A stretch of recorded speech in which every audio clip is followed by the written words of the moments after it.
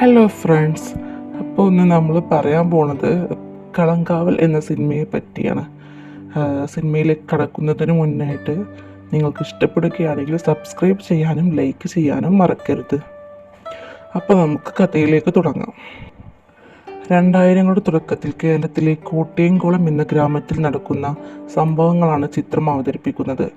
അവിവാഹിതരായ പെൺകുട്ടികൾ ദുരൂഹമായി അപ്രത്യക്ഷമാവുന്നതും തുടർന്നുണ്ടാവുന്ന വർഗീയ സംഘർഷങ്ങളും അന്വേഷിക്കാൻ സ്പെഷ്യൽ ബ്രാഞ്ച് ഉദ്യോഗസ്ഥനായ ജയകൃഷ്ണൻ എന്ന വിനായകൻ എത്തുന്നു. ഇത് കേവലം പെൺകുട്ടികൾ ഒളിച്ചോടുന്നതല്ലെന്നും കൊലപാതകങ്ങളുടെ ഒരു പരമ്പരയാണെന്നും അയാൾ കണ്ടെത്തുന്നു. ഈ കേസ് അന്വേഷണത്തിൽ സഹായിക്കാനായി തമിഴ്നാട് അതിർത്തിയിൽ ജോലി ചെയ്യുന്ന സ്റ്റാൻലി ദാസ് എന്ന മമ്മൂട്ടി എന്ന പോലീസ് ഉദ്യോഗസ്ഥൻ എത്തുന്നു. എന്നാൽ സിനിമയുടെ പകുതിയോടെ പ്രേക്ഷകർ ഞെട്ടിക്കുന്ന സത്യം മനസ്സിലാക്കുന്നു. ജയകൃഷ്ണൻ തിരയുന്ന അക്രൂരനായ സീരിയൽ കില്ലർ കൂടിയുള്ള സ്റ്റാൻലി ദാസ് തന്നെയാണ്.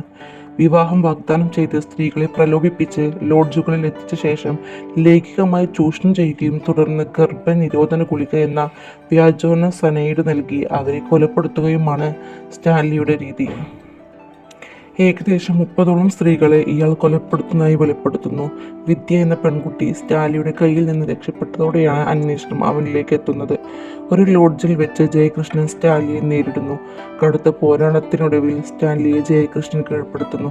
സിനിമയുടെ അവസാനം ജയകൃഷ്ണൻ സ്റ്റാൻലിയുടെ ശരീരം കാറിൻ്റെ ഡിക്കിയിൽ വെച്ച് കൊണ്ടുപോകുമ്പോൾ ഡിക്കി അകത്ത് നിന്ന് തുറക്കാൻ ശ്രമിക്കുന്നതിനായി കാണിക്കുന്നു. ഇത് സ്റ്റാൻലി മരിച്ചിട്ടില്ലെന്നും വീണ്ടും രക്ഷപ്പെടാൻ സാധ്യതയുണ്ടെന്നും സൂചിപ്പിക്കുന്നു.